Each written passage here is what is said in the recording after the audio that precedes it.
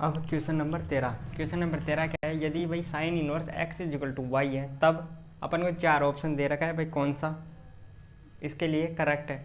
तो ये वैसे अपने ये सिलेबस में नहीं है ये निकालना, लेकिन मैं एक बार आपको हिंट दे देता हूँ कैसे। भाई आपको ये पूछ रहे भाई साइन की वैल्यू कहाँ से कहाँ तक होती है, तो आपको पता है ना भाई एंगल कहाँ से होते हैं, 0 से होगा पाई तक जाएगा, ये अपन को है ना, ये एंगल है सही। तो साइन 0 की वैल्यू 0 से स्टार्ट हो रही है ना, 0 से स्टार्ट हो रही है। और पाई साइन पाई की वैल्यू कितनी होती है, साइन पाई की वैल्यू होती है 0, मतलब 0 से स्टार्ट हो रही है 0 पे ख़त्म हो रही है, यही तो है।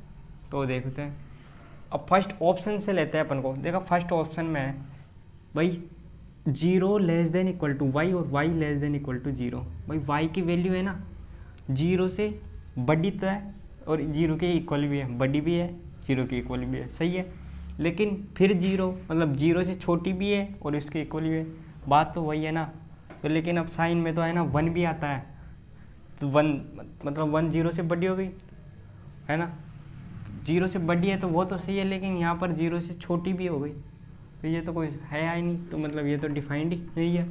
जैसे बी ऑप्शन है -π/2 मतलब -90 साइन 90 की वैल्यू होती है कितनी, 1 होती है 90 की, और यहाँ पर माइनस का π/2 मतलब माइनस का 1 हो गया, less than equal to Y और Y less than equal to π/2 मतलब π/2 मतलब 1, सही।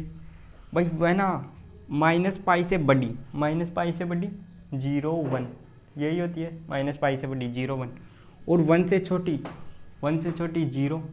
तो ये इसका कहने का मतलब है -1 से तो बड़ी, तो -1 से बड़ी क्या होगी, 1 होगी, 0 होगी, यही होगी बड़ी, और 1 से छोटी और इसके इक्वल भी 1 से छोटी 0, मतलब साइन की वैल्यू कहाँ से हो रही है, 0 से 1, और यही है 0 से 1 ही होती है। क्यों, क्योंकि साइन 0 की वैल्यू होती है 0 और उसकी साइन 90 की वैल्यू होती है 1, तो 0 और 1 के बीच की रहती है, तो इसलिए ये ऑप्शन करेक्ट है।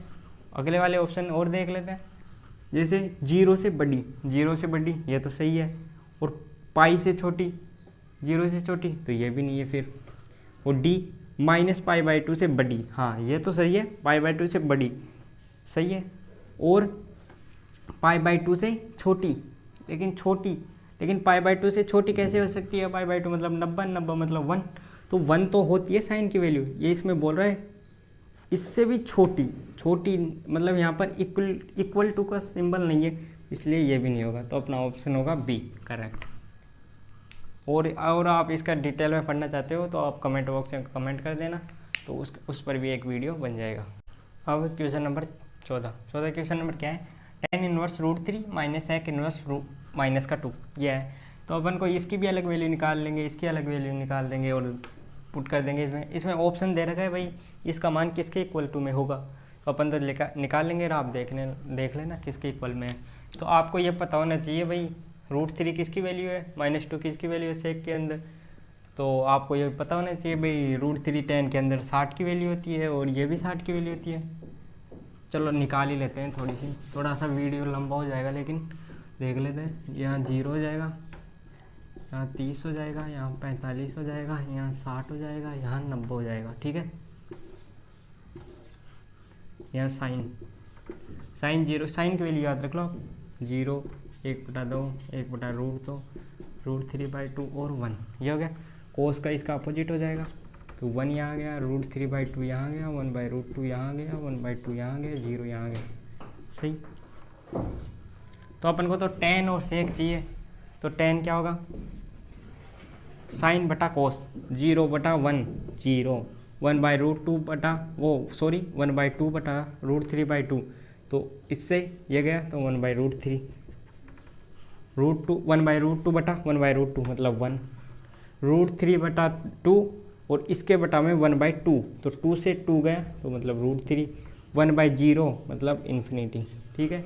और इसके बाद चाहिए अपन को सेक, तो सेक क्या होता है 1/cos, कोस का अपोजिट, तो cos 1 का अपोजिट 1, √3/2 का अपोजिट 2/√3, 1/√2 का अपोजिट 2 √2 और 1/2 का अपोजिट 2 और 0 का अपोजिट मतलब 0 का अपोजिट हो गया 1/0, 1/0 मतलब इन्फिनिटी।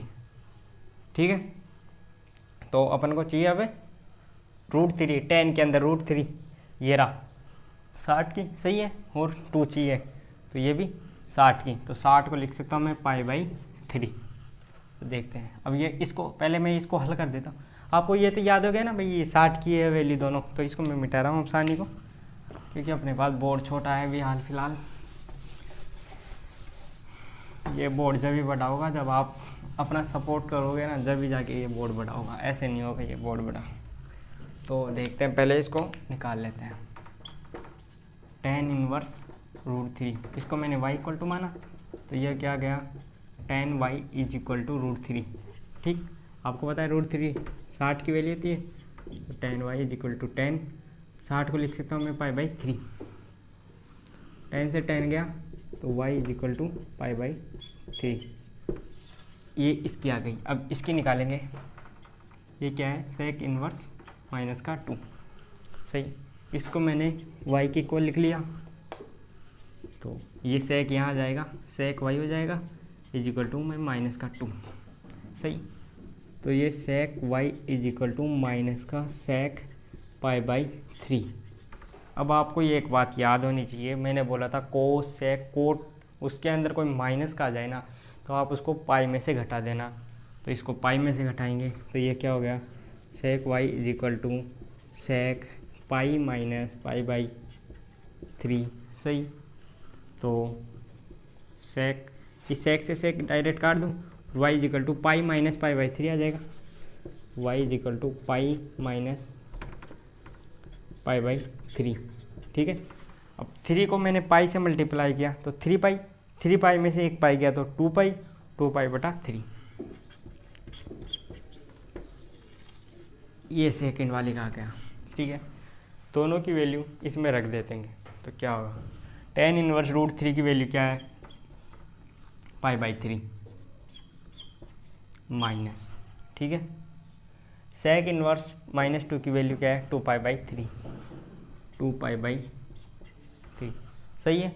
दोनों को ले लेंगे, नीचे सेम है तो सेम लिख दो, तो ऊपर पाई माइनस 2 पाई, 1 पाई में से 2 पाई गया तो माइनस का पाई, तो माइनस का π/3 इसका आंसर हो जाएगा। तो अपनी ये यूनिट कंप्लीट हो गई है 2.1।